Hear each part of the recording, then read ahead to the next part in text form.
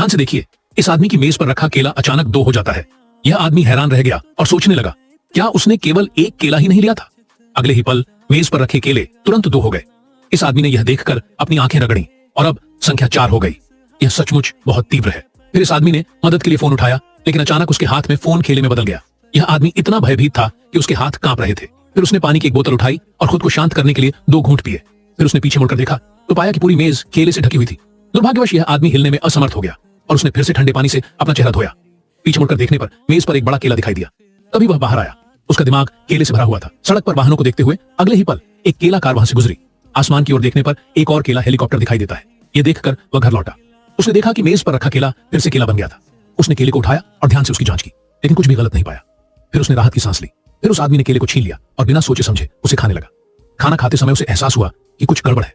अगले ही पल उसके हाथ में रखा केला प्रकाश बल्ब में बदल गया। पता चला कि उस आदमी